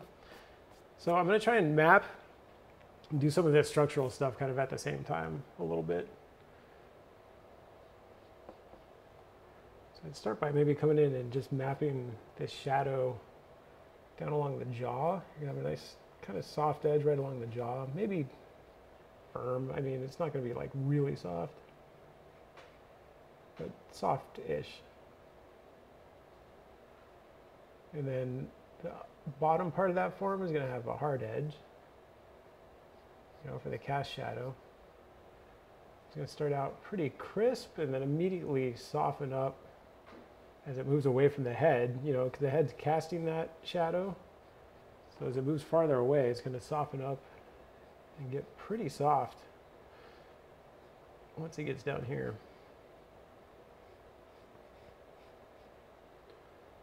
And then a bit harder over here where it hits the shoulder.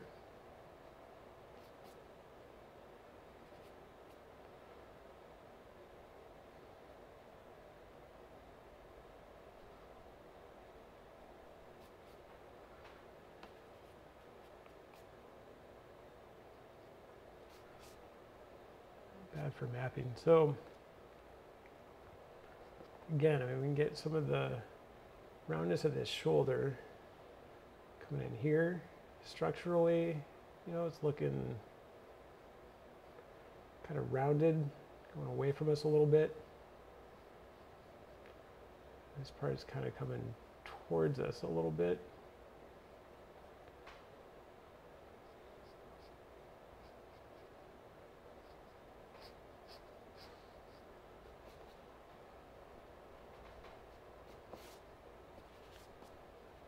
You know, so simultaneously I can see there's a really soft shadow that again is going to follow this form and help show that roundness a little bit.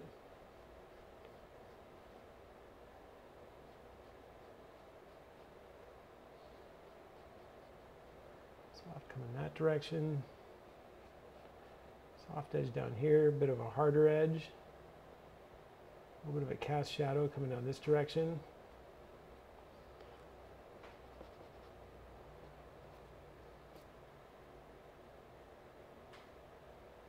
A really soft edge right along the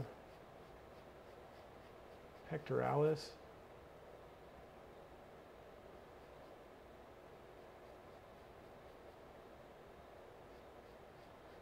And of course the soft edge along the breast.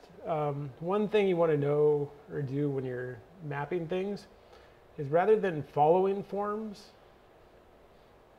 like this, you come in this direction, come in that direction. You know, you want to, I mean, you can do a little bit of that. I kind of did some of that here, but then also here I mixed it up and staggered things a little bit more, where it's going to look kind of like this, and then this, this. You know, so you can kind of see the difference between those two. This one kind of mimics the way the body works a little bit, how muscles insert and overlap. You know, but then there are times where it works a little bit more like this. But if you do this everywhere or this everywhere, it starts looking kind of too much the same, you know, so you want to get as much variety in there as possible.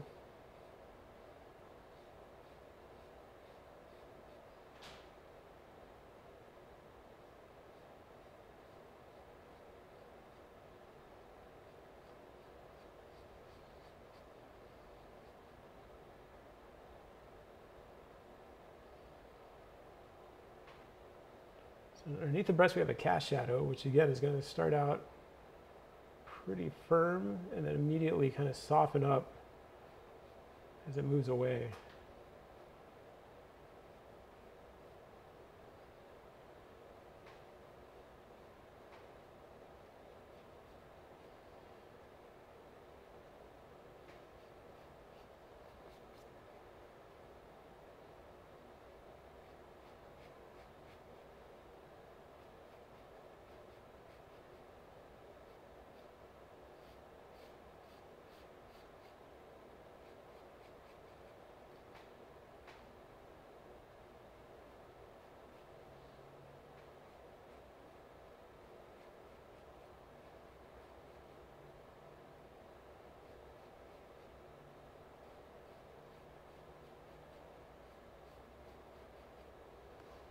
And how to map that exactly, I mean, I'm doing a little bit off observation and a little bit off knowing kind of the anatomy that I'm trying to describe in here. I'm understanding how the bicep comes down and connects to the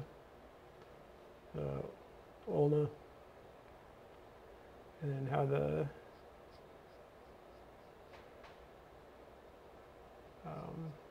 brachioradialis is coming and connecting.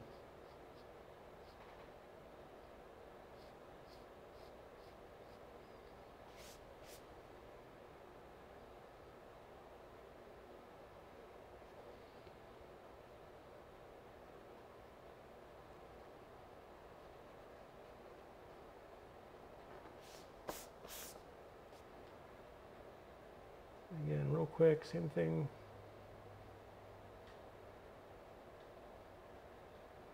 The other breast.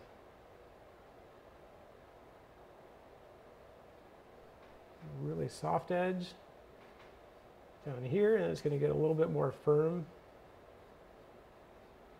right up around here. And then have a cast shadow underneath, which is going to be a harder edge. Soften up a little bit, but it's going to stay pretty firm right in through there.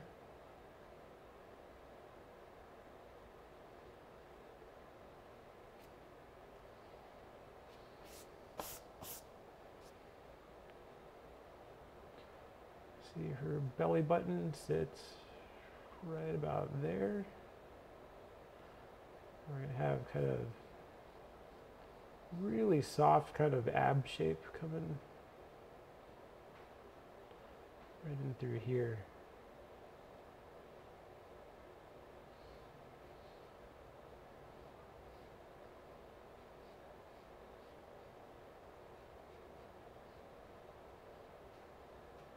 Are there times you might use more line mapping before jumping into the shape? Yeah, I mean, it just depends on how comfortable you are with the whole process and how many times you've done it. So, I mean, whether or not you want to get in there and map everything before actually getting into rendering, and, you know, it's kind of up to you and what you're comfortable with. I would certainly recommend doing it enough times that you understand the process and can map decently and understand why you're doing what you're doing when you're mapping. But do you have to do that every single time? No. You know, when I watch Eric draw, he kind of doesn't really map anymore. I know he used to do a lot of that, but now he does more where he calls it like massing it in or something. And, you know, he just goes in and blocks in big shapes really quick and kind of just instantly manipulates the edges of those shapes without actually mapping per se. You know, and I mean, that works really well. So to some people that makes more sense, and to other people not so much. So I would just kind of recommend with going whatever makes the most amount of sense to you, and ultimately it shouldn't really matter. I mean, you should be able to do it either way, because once you have a pretty solid understanding of the concept and what it is you're trying to accomplish, then, you know, it's all kind of the same thing.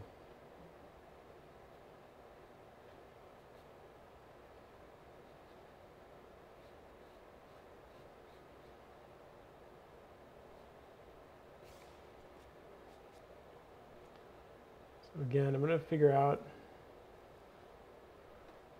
a little bit of what's going on with this leg real quick. In terms of kind of this cylindrical shape. It's going to be sitting right in here and here. And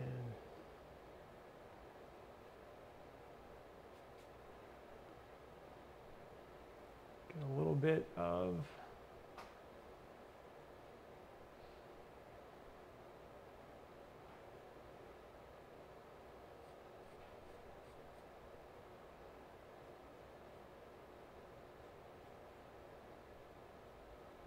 the knee figured out structurally before I go too far.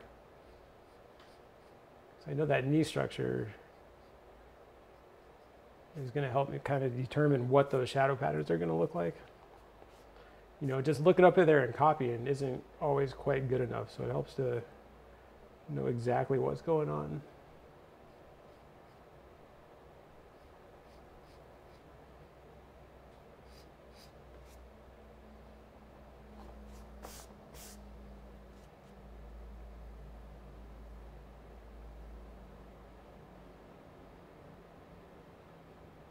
How much exaggeration and shadows do you put into the drawings? For example, do you change values? Because sometimes the shadows don't seem to be there when I see some of these videos. Yeah, I mean, manipulating the values and the edges is one of the things that you're learning to do throughout this process. You know, we're certainly not copying things necessarily. There are times where you can do some of that, but for the most part, what you see up in reality isn't necessarily going to work as a drawing. In fact, it usually won't, is what I found, you know. And so, yeah, you're going to have to go in there and manipulate edges and figure out how to redesign them in a way that works better as a drawing as opposed to, you know, what you're seeing in real life.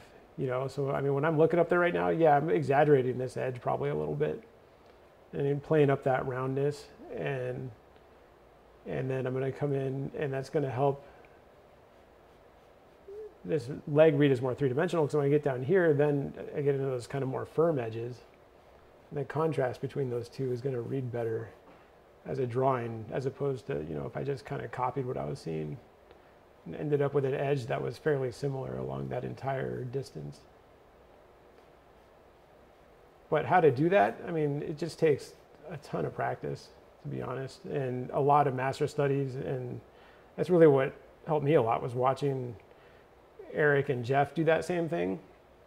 And I'd look up at the model and watch their demo, and I'd be like, wait a minute, they're not actually drawing what they're seeing at all.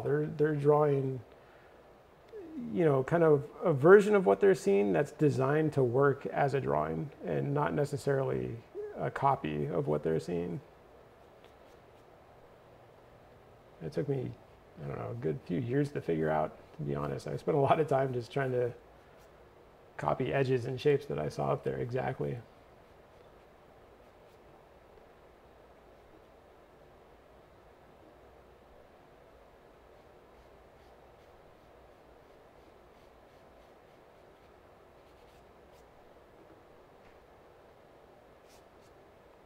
And then value especially, because when I'm drawing from life and when you draw from photos, there's so many other light sources in this room. Like when I look up there, especially with the lights that we have on for filming, you know, like a lot of the shadows get washed out almost entirely. And so if I copied the values that I see up there exactly, it wouldn't look good. We'd have a lot of competing values, you know, within the halftone areas and the shadow areas. So I just have to know that, you know, in order to get that to read correctly, it's something that's going to have to be manipulated and changed quite a bit. You know, I can certainly see where the shadows are and where they're not, especially because the lights we have for filming are really cool. And the light we have up on the stage is really warm. So it's kind of easy to look up there and tell the difference between the warm light and the cool light, which is nice. But yeah, I certainly can't rely on copying.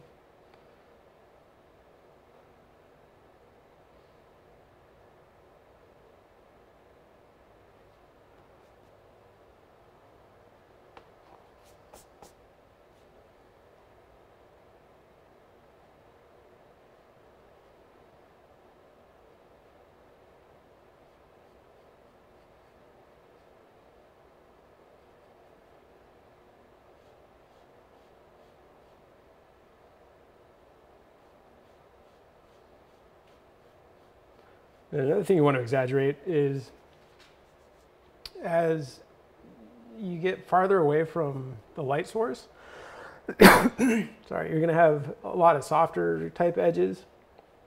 You know, things are going to soften up a bit, like that little edge I just put in there. I was just looking at it and realized, you know what, that shouldn't be that hard of an edge. Even though it is a cast shadow technically, and it probably should, in theory, be a hard edge, it really isn't, because as we move farther and farther down, we're getting less light, and so things are going to get softer and less contrasty. You know, so when you go to fill all this stuff in, you know, you're going to have slightly lighter shadows and darker halftones kind of down in the legs and especially the lower leg. And then lighter halftones and darker shadows, you know, and creating more contrast up near the head and the upper half of the body. You know, and it doesn't necessarily, I mean, it does kind of look like that when I look up there, but it's something that needs to be played up for the drawing, definitely.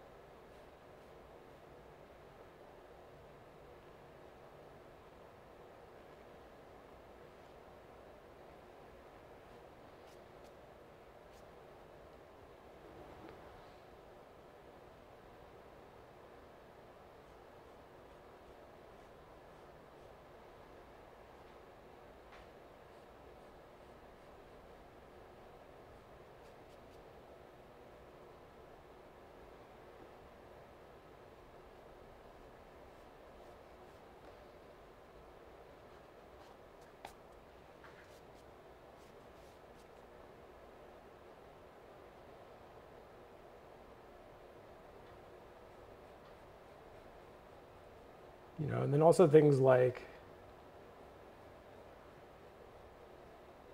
you know, we have one knee that's farther away from us than this one. So we're going to want to actually have less contrast, certainly as we get farther down the drawing. But then I would even have a contrast difference between this knee and this knee to show that one's closer and one's farther away.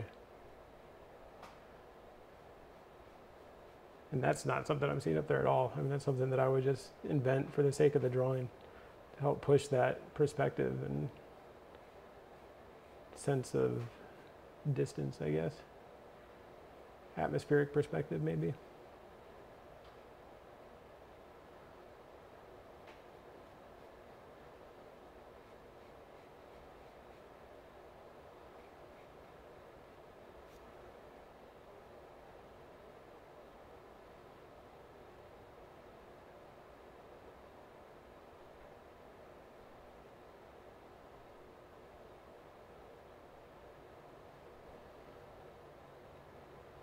There's a lot of sort of chatter about competition and goals, and do you have any advice for anybody that's watching that to test?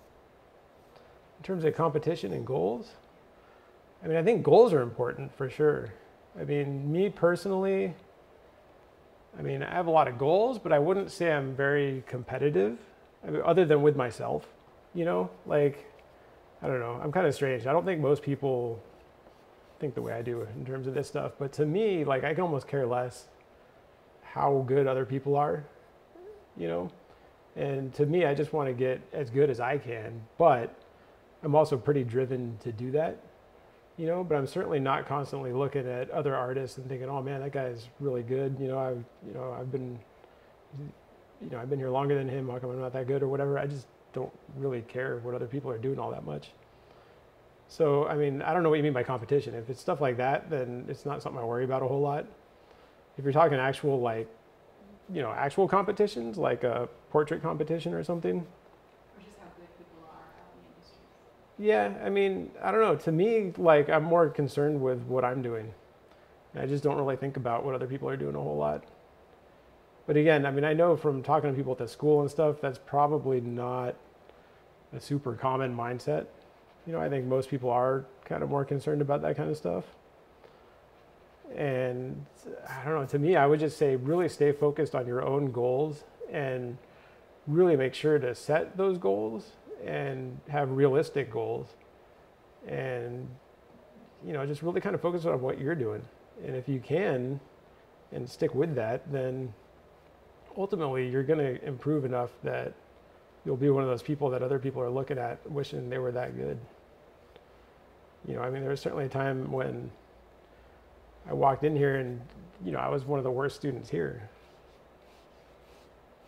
I just didn't really worry about it. I mean, to me, I just enjoyed the process of drawing and learning and improving. And I realized pretty early on that as long as I was pretty diligent about doing stuff and studying, that I actually improved quite a bit and pretty quickly. But, you know, I wasn't always great at that. So sometimes I slacked off a bit and didn't improve much for a while. Awesome, thank you.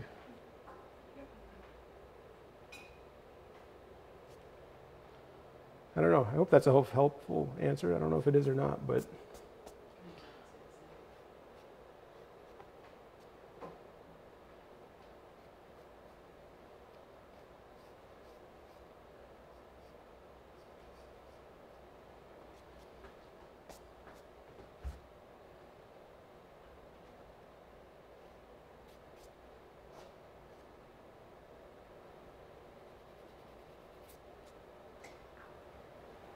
You okay? Yeah.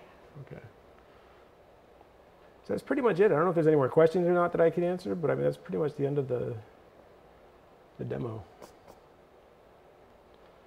Just one more question about poses that you prefer to draw or certain poses that you are more drawn to drawing. I mean, early on, there were certain poses that I found to be more easier than others.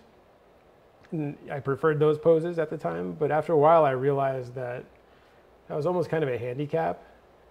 And, you know, sticking with the poses that I found to be easy or more interesting were kind of holding me back, to be honest. And so then I started focusing more on poses that I thought were harder to draw or didn't look as interesting, but then, you know, you're kind of forced to figure out how to draw it in a way that is interesting. And so, I don't know, at this point, I would say it's not something I worry about too much. You know, I just look up there and I think, okay, that's the pose. I'm going to take that pose and make it awesome, you know, and do as best I can. But certainly if you're, you know, if you're afraid of drawing standing poses because they always turn out bad, then I would say do the opposite. I mean, you should only be drawing standing poses for a little while until you start getting that figured out. You know, I certainly wouldn't be afraid of them or let something like that hold you back. You know, or for reclining pose is always, you always have a hard time with it, which I had a hard time with those for a long time. You know, same with like sitting in the front row at school, I had a hard time with for a long time because there's a lot of distortion when you're looking up at the model quite a bit. So I always sat in the back row. And then Jeff started telling me I might be teaching, and all of a sudden I realized, you know, all the demos I have to do are down in the front row. So I was going to be in trouble. So I just started sitting in the front row from then on and never moved. And it wasn't really a problem anymore.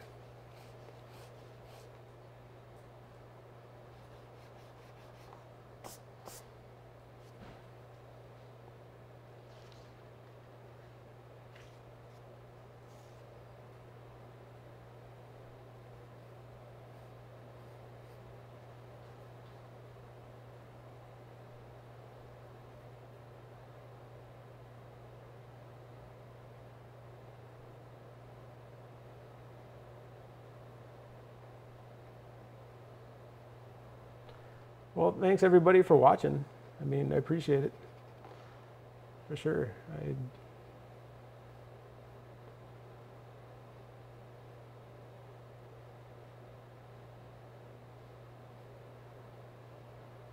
when is your live stream class? Live stream class, wow, I should know that. I don't know off the top of my head. Yeah, that sounds right. Yeah, Tuesday morning, 10 a.m. Which starts this coming week, I think.